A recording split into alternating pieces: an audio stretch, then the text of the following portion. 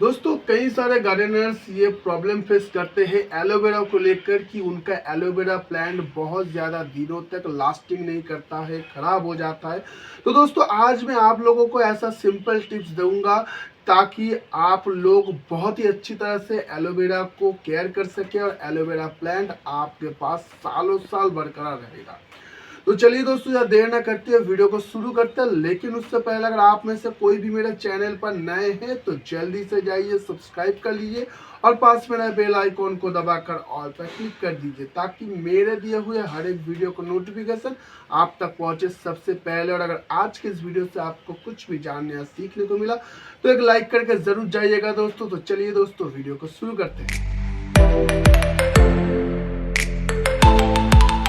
दोस्तों एलोवेरा का जो पहला रिकमेंड होता है वो है सनलाइट रिकमेंड। दोस्तों एलोवेरा का प्लांट डायरेक्ट रोशनी पसंद नहीं करता है। अगर आप इसे ऐसी जगह पर रख रहे हैं जहां पर डायरेक्ट सूरज की रोशनी इस पर पड़ रहा है तो इसकी पत्तियां खराब हो सकता है, आपका प्लांट खराब हो सकता है। तो इसीलिए आप इसको ऐसी जगह पर रखिए जहां पर इनडायरेक्टली रोशनी इस पर पहुंचे।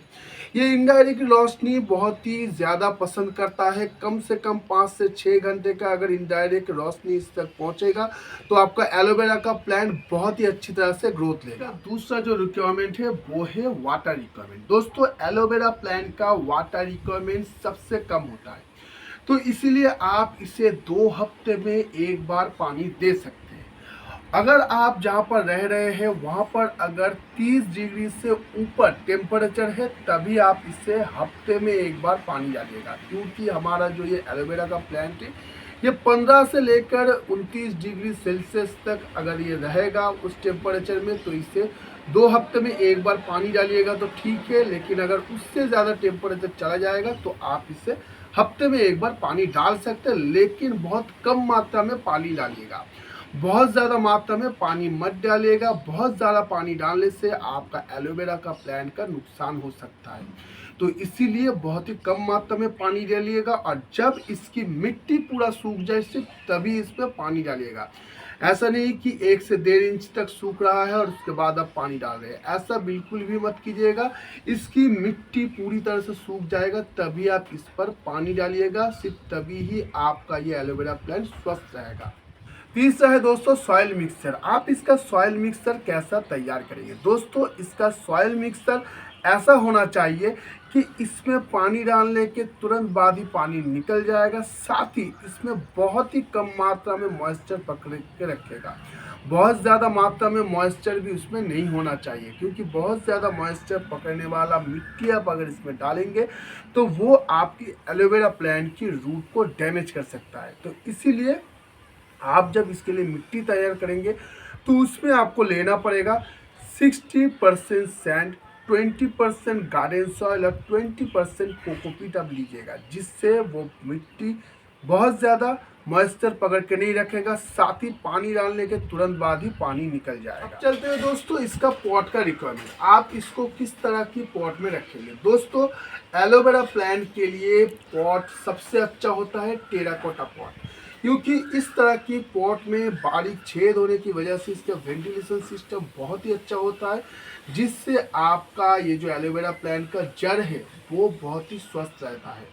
इसमें एक्सेस पानी रुका नहीं रहता है, साथ ही इसके अंदर मॉइस्चर बहुत ज़्यादा देर तक टिकता नहीं है, सूख जाता है, जिससे आपकी एलोवेरा प्लांट का जड़ बहुत ही स्वस्थ रहता है। तो इसीलिए आप इसके लिए टेराकोटा पॉट ही चुनिएगा। अब चलते हैं दोस्तों इसका फर्टिलाइजर की तरफ। दोस्तों वैसे तो हमारे एलोवेरा प्लांट को कुछ खास फर्टिलाइज़र की ज़रूरत नहीं होता है, लेकिन फिर भी अगर आप इसको फर्टिलाइज़र देना चाहते हैं तो महीने में एक बार 1 टीस्पून वर्मी कंपोस्ट या फिर लीफ कंपोस्ट आप इसके अंदर डाल सकते हैं।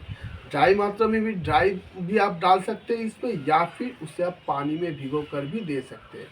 लेकिन इसकी जो फर्टिलाइज़र के रिक्वायरमेंट है वो ना के बराबर होता है, तो अगर आप नहीं भी देंगे तो भी ये बहुत ही अच्छी तरह से ग्रोथ लेगा। अब चलते हैं दोस्तों इसकी साफ सफाई की तरफ। दोस्तों एलोवेरा प्लांट की ये जो आप लीव देख रहे हैं वो एक टाइम के बाद गलना शुरू हो जाता है, यानी कि वो पुराना जितना होगा धीरे धीरे वो गलना चालू हो जाएगा। जो भी पत्तियां इसमें आपको ब्राउन कलर का दिखना शुरू हो जाएगा, उस पत्ती को सबसे पहले आपको इसमें से निकाल फेंकना होगा, क्योंकि अगर वो पत्ती इसके अंदर रहेगा तो इस पर फंगस हमला हो सकता है। तो इसीलिए जब भी कोई भी पत्तियां आपको दिखेगा कि वो ब्राउन होना चालू हो रहा है, उसे आप इस तरह से इस एकदम कॉर्नर से आप उसको छांट कर निकाल दीजिएगा। उसका कोई भी हिस्सा इसके साथ लगा नहीं रहना चाहिए, जिससे ये फंगस हमले से भी बच जाएगा और आपका पौधा भी स्वस्थ रहेगा। अब चलते हैं दोस्तों इसकी प्रोपोगेशन की तरफ। दोस्तों इसको प्रोपोगेट करने के लिए आपको ज़्यादा कुछ करने की ज़रूरत नहीं होता है, क्योंकि एलोवेरा प्लांट खुद से ही यहाँ पर देखिए छोटे छोटे बेबी प्लांट छोड़ना शुरू कर देता है। ये इसकी जड़ों के पास से ही आता है, तो आप इसको इसमें से निकाल कर भी लगा सकते हैं। ये जो प्लांट है ये बहुत ही अच्छी तरह से ग्रोथ ले लेगा और बहुत ही खूबसूरत तरीके से ये बड़ा भी हो जाएगा। या फिर आप इसकी पत्तियों को काट कर भी इसमें से आप छोटे छोटे प्लांट तैयार कर सकते हैं। अब चलते हैं दोस्तों कि आप इसको अच्छी तरह से वॉल्यूम में किस तरह से लाएंगे। दोस्तों कई सारे दोस्त एलोवेरा प्लांट लगाते तो है, लेकिन उनका प्लांट छोटा ही रह जाता है, बहुत ज़्यादा ग्रोथ नहीं ले पाता है। जैसे आप देख सकते हैं मेरे ये जो एलोवेरा प्लांट है, इसका आप हर एक लीफ देखिए कितना चौड़ा लीफ आया है और बहुत ही बड़े आकार का ये पौधा है। तो यहाँ तक आप भी ला सकते हैं अपने हर एक एलोवेरा के प्लांट को। उसके लिए आपको कुछ चीज़ों का ध्यान रखना होगा। सबसे पहला जो काम आपको करना होगा वो है आपकी इस एलोवेरा प्लांट को थोड़ा सा हल्का रखना होगा, यानी कि ये छोटे छोटे प्लांट छोड़ रहा है, जैसे यहाँ पर देख सकते हैं आप, ये एक छोटा सा बेबी प्लांट यहाँ से छोड़ दिया है। तो आपको क्या करना होगा, जैसे ही आपको इस तरह का छोटा प्लांट दिखे, अगर आपको ज़रूरत है तो आप थोड़ी दिनों तक इसको रख सकते हैं। ये थोड़ा सा और ग्रोथ लेगा, उसके बाद इसको निकाल सकते हैं, या फिर आप इसको इस वक्त भी इस तरह से निकाल सकते हैं। अगर आप इसको इस तरह से निकाल दीजिएगा तो आगे चलकर ये पौधा नहीं ग्रो होगा और आपका ये जो मेन प्लांट है ये बहुत ही अच्छी तरह से ग्रोथ लेना चालू कर देगा। क्योंकि छोटे छोटे प्लांट इसके अंदर रहेगा तो ये कुछ एनर्जी उस पर भी लगाएगा उसके ग्रोथ के लिए, तब आपका ये जो मेन प्लांट है ये बहुत अच्छी तरह से ग्रोथ नहीं ले पाएगा। तो आपको हमेशा ध्यान रखना होगा, आप जिस प्लांट को बड़े आकार का बनाना चाहते हैं, अच्छी तरह से ग्रोथ देना चाहते हैं, उसे आपको हमेशा ही इस तरह के छोटे छोटे पौधों से बचा कर रखना होगा। उन पौधों को आपको हमेशा निकाल देना होगा, तभी जाकर आपका एलोवेरा प्लांट इतना ही अच्छी तरह से ग्रोथ लेगा और इतना अच्छी तरह से वॉल्यूम में आएगा। दोस्तों मेरा ये जो एलोवेरा प्लांट आप देख रहे हैं, इसका लगभग 5 से 6 साल हो चुका है मेरे गार्डन में, तब जाकर ये इतनी अच्छी तरह से वॉल्यूम में आया है। ऐसा नहीं है कि आप तुरंत ही इसको इस तरह का वॉल्यूम दे सकते हैं। तो दोस्तों आज की वीडियो में मैंने जिस तरह से आपको कहा कि एलोवेरा प्लांट का जितना भी ख्याल रखना मैंने आप सबके साथ शेयर किया है, अगर उसी तरह से अगर आप अपने एलोवेरा प्लांट का ख्याल रखेंगे तो आपका एलोवेरा प्लांट भी इतना ही अच्छी तरह से वॉल्यूम लेगा, साथ ही देखने में भी बहुत ही खूबसूरत रहेगा।